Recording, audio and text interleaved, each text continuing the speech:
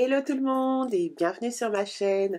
On se retrouve aujourd'hui pour une toute nouvelle vidéo et il s'agit d'un débrief. Il y a une vidéo qui a attiré mon attention, donc j'avais envie d'y répondre en apportant un petit peu mes éclairages. C'est parti!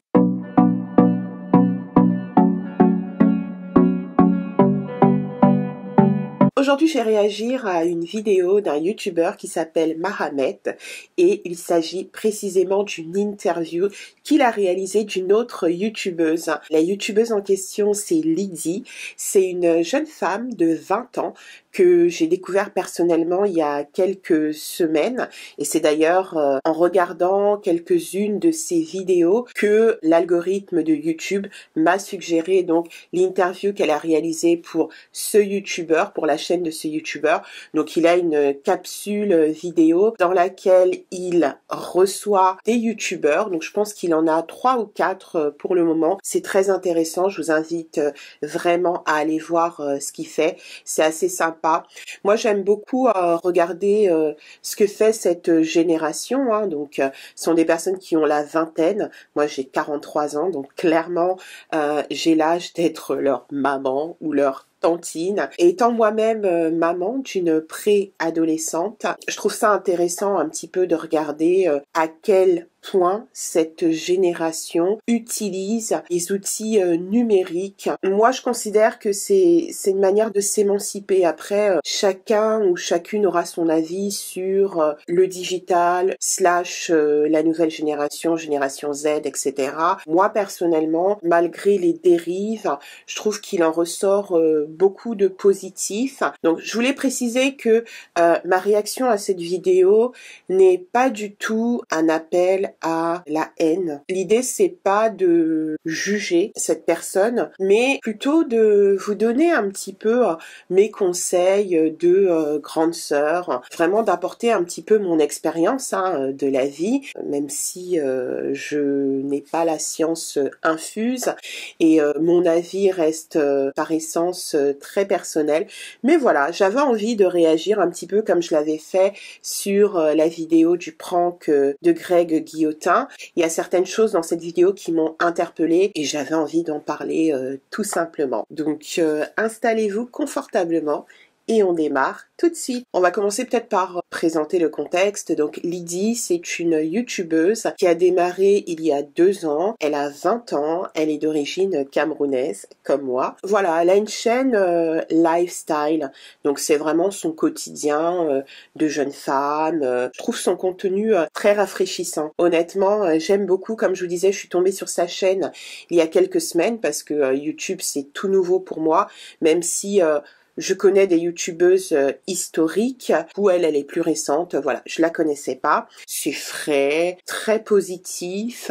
Pour, je dirais, les 5-6 vidéos que j'ai regardées. Néanmoins, j'ai quelques petites choses à dire, quelques petits bémols, quelques petites suggestions, quelques petits conseils. Alors donc Lydie est invitée sur la capsule qui s'appelle Fame House de ce youtubeur. L'idée c'est un petit peu de permettre à sa communauté de découvrir une personnalité de YouTube ou alors s'ils le connaissent déjà, en tout cas d'approfondir voilà par des questions sur sa vie privée, sur son boulot, sur son histoire, la manière dont elle s'est construite. Après, il y a des questions un petit peu plus épicées, des questions pièges.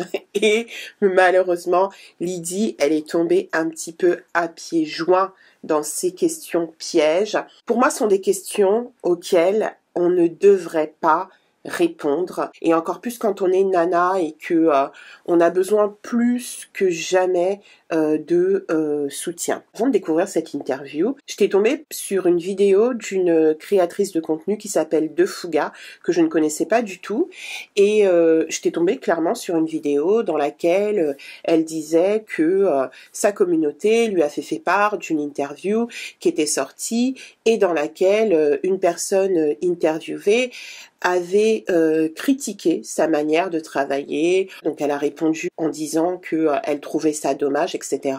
Et en fait, en découvrant l'interview de Lydie, je découvre que cette nana de Fuga parlait de cette interview de Lydie, dans laquelle effectivement on lui a demandé s'il y avait des personnes dont elle n'aimait pas le contenu. Dans un premier temps, elle a parlé du clan des métis, en citant précisément Leslie Lawson, Oneshai et une troisième, View from Mina, que je ne connais pas du tout. Par contre, Oneshai et Leslie Lawson, je connais et j'aime beaucoup leur contenu. Elle a dit qu'elle les appelait le clan des métis, des personnes qui avaient bénéficié du Pueri privilege, que du coup, elles ont été mises en avant, favorisées par rapport à d'autres youtubeuses noires qui font un travail dingue et qui malheureusement ne bénéficient pas de la même exposition à cause,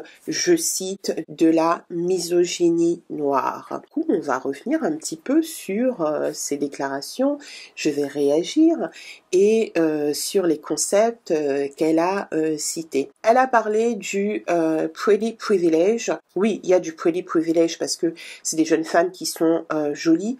Maintenant, en ce qui concerne la communauté, parce que ces jeunes femmes sont suivies en majorité, disons-le, par des femmes noires.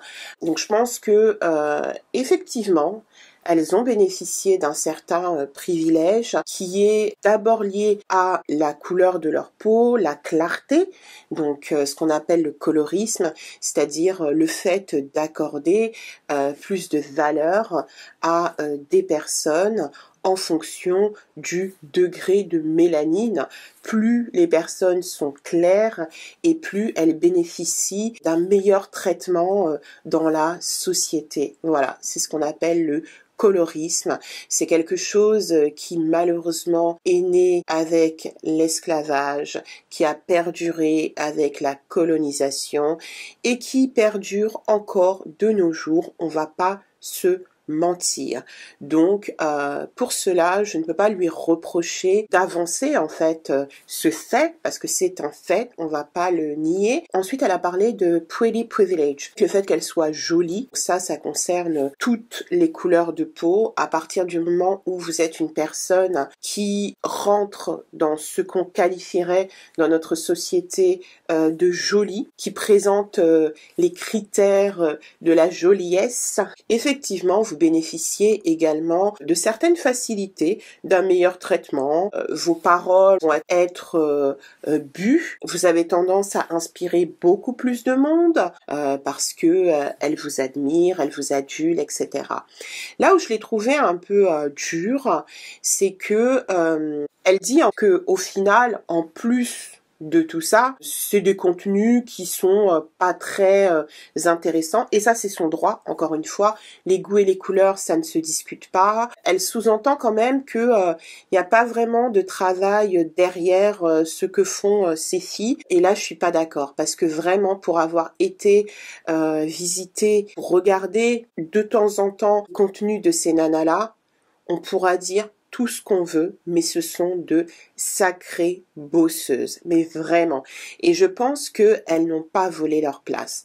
Malgré tout, je pense pas que toutes les filles métisses ou toutes les filles claires de peau qui se sont lancées sur YouTube ont eu leur endurance. Il faut tenir le coup. Je me suis lancée il y a pas longtemps, donc je peux vous dire que j'ai encore plus d'admiration pour le travail que font ces nanas-là parce que monter des vidéos, ça prend énormément de temps. Donc vraiment, qu'on aime ou qu'on n'aime pas, on ne peut pas dire qu'elles ont volé leur place. Clairement, ce sont des bosseuses. Je trouve qu'il y en a une qui s'illustre vraiment, c'est Leslie Lawson.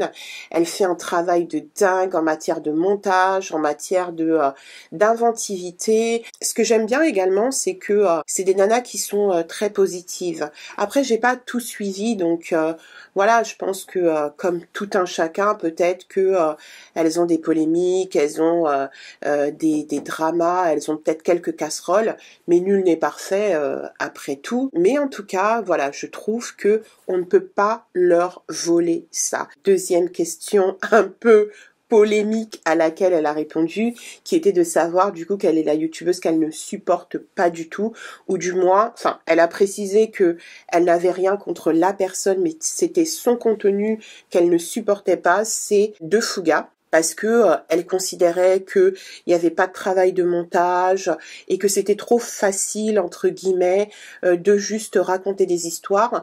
Donc pour ce que j'avais vu dans la vidéo de DeFuga, apparemment c'est Nana qui est plus spécialisée dans les story time. Mais j'ai envie de dire, c'est pas tout le monde qui a la capacité, qui a le talent de savoir raconter des histoires. Oui, raconter des histoires, savoir raconter des histoires, entretenir un auditoire, ça demande du boulot. Et oui, ça n'a pas l'air comme ça parce que on débite, etc. Il n'y a peut-être pas d'effets spéciaux ou autres, mais je pense que si cette nana a la communauté qu'elle a aujourd'hui, peut-être uniquement entre guillemets grâce au story time, pareil, je pense qu'elle l'a pas volé. Des personnes qui racontent des story time, il y en a des milliers aujourd'hui sur la toile et elles sont pas toutes captivantes. C'est pas tout le monde qui a cette capacité à captiver son auditoire en racontant une histoire. Je pense même que c'est encore plus difficile d'arriver à créer une audience, une communauté, juste en racontant des histoires qui seraient arrivées à d'autres personnes. Donc, je pense que lorsque l'on est une femme et que on exerce dans un métier qui est public, dans un métier qui est beaucoup basé sur la communauté, sur le partage, on ne peut pas plaire à tout le monde, c'est certain, mais je pense qu'il y a certaines critiques ou certains avis, certains jugements que l'on porte sur les autres qui vaut mieux garder privés. Voilà, parce que ça peut blesser, ça peut donner l'opportunité à certaines personnes du coup d'en profiter pour les critiquer et surtout je pense que Lydie s'est prise un petit peu au jeu de l'interview, chic-choc, mais c'est jamais bon. Vraiment, ce n'est jamais bon. Moi, en plus de 10 ans sur Internet, je peux vous assurer que ça m'est arrivé des fois où on est venu me chercher pour me demander alors, qu'est-ce que tu penses de telle personne, etc. Vous savez, quand vous lancez une session de questions-réponses et que du coup vos abonnés peuvent vous poser des questions en anonyme et que du coup vous pouvez répondre pour tout le monde. Je n'ai jamais répondu à de telles questions. Je pense que on n'a pas besoin de ça. On n'a surtout pas besoin de ça parce que, comme elle le dit si bien, en tant que femme noire finalement, que l'on soit claire ou foncée, on souffre toutes, alors à des degrés différents, mais du favoritisme des algorithmes. Ouais. On est pénalisé par les algorithmes. Plutôt que de passer 5 minutes à dire ouais, elles, je les aime pas parce que voilà, il y a des privilèges, en plus leur contenu est pas terrible, alors que bon, Lydie, tu fais la même chose que ces nanas-là. Je veux dire, ce qui va différencier, c'est peut-être plus la capacité de projection que tu vas émettre et qui va faire que certaines personnes vont plus s'accrocher avec toi qu'avec Oneshai ou qu'avec Leslie Lawson. Mais concrètement, vous faites la même chose. Donc de dire que leur contenu n'est pas intéressant, je trouve que c'est pas très judicieux. À un moment de l'interview, le jeune homme lui donne l'opportunité de dire du coup qu'est-ce qu'elle suit. Elle cite des youtubeuses blanches en disant que elle est plus sur le white YouTube. Et là je me suis dit, est-ce que c'était pas l'occasion justement de contribuer à peut-être contrer ce colorisme que tu dénonces, ce pretty privilege que tu dénonces, en citant justement, en donnant de la force justement à des nanas qui ne bénéficieraient pas de ce privilège-là, plutôt que de citer des nanas qui, elles, pour le coup, elles bénéficient du privilège ultime, à savoir le white privilège. Il y a quand même quelque chose qui m'a interpellée, c'est qu'à un moment donné, elle dit que les papatos, elles supportent pas la vie des autres, ça l'intéresse pas. Sur le black YouTube, il y a pas que des papatos, il y a de tout. Il y a absolument de tout et tu peux pas réduire en fait toute une communauté de créatrices de contenu à du Congo-Ça, des papatos comme tu dis. Et si justement tu as la parole aujourd'hui et que tu dénonces en fait certaines choses, bah il faut que toi-même tu sois le changement que tu veux voir. Donne de la force à des nanas à qui ça pourrait servir plutôt que des nanas qui, soyons honnêtes, ne te donnent même pas l'heure. Et surtout sur une chaîne qui est suivie par une majorité de personnes noires. Donc voilà, là j'ai trouvé ça un petit peu dommage. Je pense que sur ce coup-là, Lydie a perdu une occasion de se taire et j'espère que les retours qui ont été faits sur cette vidéo lui permettront de grandir. Ce qui est important aussi, c'est de faire attention aux retours qu'on fait vis-à-vis de ce type de propos, à le faire sans agressivité. Voilà, j'ai vu quelques commentaires sous la vidéo. Certains étaient quand même un petit peu agressifs. Elle n'a pas été agressive dans ses propos, mais je pense qu'à certains moments, elle a été un petit peu méprisante. Voilà. Et ça, j'ai trouvé ça dommage. L'interview se poursuit sur un volet plus personnel que j'ai trouvé également très intéressant.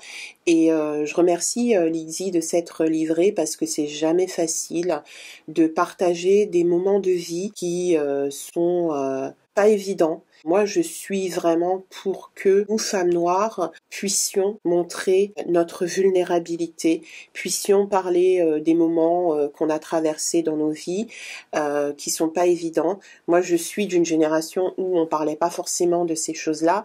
Et là, le fait que cette nouvelle génération aborde ces sujets-là de manière plus spontanée, plus libre, je trouve ça vraiment bien. Ça va contribuer à vraiment briser ce cycle de trauma dont trop de personnes sont encore victimes.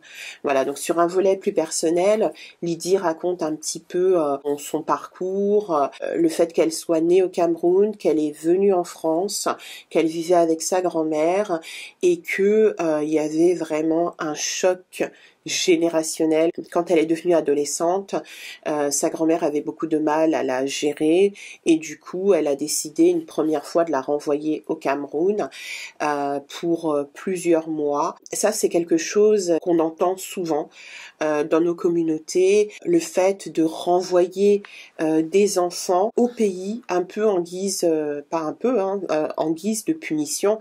C'est-à-dire que quand on a un enfant qui se comporte pas bien, on le renvoie au pays, histoire de lui apprendre un petit peu la dureté de la vie, ou alors de lui montrer le privilège dont il jouit. Et moi, c'est quelque chose que je déplore, clairement. C'est quelque chose qui ne devrait plus exister. Je suis pas là pour juger les parents qui l'ont fait. Je dis juste que c'est contre-productif. Et je pense que tous les enfants à qui c'est arrivé vous le diront. Et la preuve, Lydie a été renvoyée une première fois, elle est revenue et comportements ont recommencé et elle a été renvoyée une seconde fois. Non seulement c'est contre-productif, mais en plus ça peut être véritablement traumatisant. Pire encore lorsque des enfants sont en quelque sorte kidnappés de leur environnement parce que les parents ne leur disent pas qu'ils vont aller rester au pays, souvent dans un environnement qu'ils ne connaissent pas, entourés de personnes qui ne connaissent pas plus que ça, à qui on leur dit bah tiens voilà c'est ta famille et voilà tu vas t'adapter. C'est terrible du point de vue de la construction d'un enfant parce que à 13, 14 ans, 15, même 16 ans, on est encore un enfant, on est encore en construction. Et je comprends que des fois des parents sont vraiment dépassés et que pour eux c'est peut-être la dernière solution, mais vraiment si vous êtes parent, essayez de ne pas en arriver là, vraiment, parce que c'est dévastateur. Vous savez, il y a des traumatismes qui ressortent de nombreuses années plus tard. Il y a des choses qui sont enfouies en fait. C'est un mécanisme de survie. Lydie le dit, elle se retrouve même pas en ville, mais au village. Le choc est immense, avec une manière de faire qui est complètement différente, à savoir que au pays, par exemple, dans les établissements scolaires, on a recours à la violence. Enfin voilà, c'est vraiment pas souhaitable, vraiment. Alors Lydie, elle a consacré une vidéo sur sa chaîne à cet épisode de sa vie, donc je vous invite à aller voir. Du coup, elle explique comment est-ce qu'elle l'a vécu. Elle dit que voilà, aujourd'hui ça va, ça lui a appris aussi pas mal de choses. C'est pas évident. Et puis il y a autre chose également qui m'a interpellée, c'est le fait que Lydie, elle a été très jeune en charge de ses petits frères et sœurs. C'est le phénomène des petites mamans. Vous savez, c'est souvent les filles, hein, lorsqu'elles sont l'aînée d'une fratrie, elles se retrouvent à prendre la place d'un parent. Donc en l'occurrence, Lydie s'est retrouvée à devoir au Cameroun s'occuper de ses petits frères et sœurs qui avaient, voilà, la plus jeune, je crois elle avait 3 ans. Et j'ose pas imaginer, enfin moi qui ai 42 ans et qui ai un enfant de 3 ans, 6 ans et une autre de 10 ans, qui clairement très souvent est dépassé par la lourdeur de la tâche. On est tout juste une adolescente, une enfant soi-même, à quel point ça doit être difficile de se construire. En tant que parent, il faut qu'on apprenne à faire les bons choix. Souvent, on dit on n'a pas le choix, c'est comme ça, etc. Mais souvent on a le choix également. Sauf que on ne sait pas. On ne sait pas qu'il y a certaines choses qui peuvent traumatiser durablement un enfant. On ne sait pas qu'il y a des choses qui ne se font pas. On ne sait pas qu'il y a des choses qu'on peut refuser. Des fois, il y a des situations qui sont imposées par la famille. C'est-à-dire qu'on est soi-même parent et soit ses propres parents considèrent que pour X ou Y raison, on n'est pas en mesure de s'occuper de nos enfants et qu'il vaut mieux les renvoyer au pays parce que les parents sont eux-mêmes au pays et qu'ils vont s'en occuper, ou l'inverse, hein, les parents sont en France et voilà, on va s'occuper de l'enfant, alors qu'en réalité, quand on a 60 ans, 70 ans et qu'on doit s'occuper d'enfants en bas âge ou d'adolescents, c'est pas si facile que ça, même si on a été parent avant. Voilà. Je vais terminer en faisant un gros câlin virtuel à Lydie par rapport à sa position d'aidante. C'est-à-dire que elle s'est retrouvée à être l'aidante de sa grand-mère au moment où elle est tombée malade. Et ça, encore une fois, c'est un rôle qu'un enfant ne devrait pas avoir. Malheureusement, la vie est ce qu'elle est. Et des fois on choisit pas. Il y a des choses comme ça qui nous tombent dessus et on est obligé de faire face. Donc bravo à toi Lydie, ça a dû être très difficile. J'espère vraiment de tout cœur que tu fais en sorte de guérir de tous ces traumatismes et que tu vas pouvoir te construire en tant que jeune femme qui a confiance en elle, qui est talentueuse, comme tu le dis si bien, que tu vas faire preuve de solidarité féminine et que du coup tu ne vas pas tomber dans les pièges du patriarcat. Mais en tout cas, voilà, big up à toi Lydie parce que t'es une battante et j'espère que la vie te sera plus douce et quoi qu'il en soit, continue à faire ce que tu fais, continue à entretenir ta communauté, continue à regarder dans ton couloir et pour tout le monde, je vous remercie d'avoir regardé cette vidéo. Si elle vous a plu, n'hésitez pas à la liker, la partager, vous abonner à la chaîne et je vous dis à très bientôt pour une prochaine vidéo. Bisous!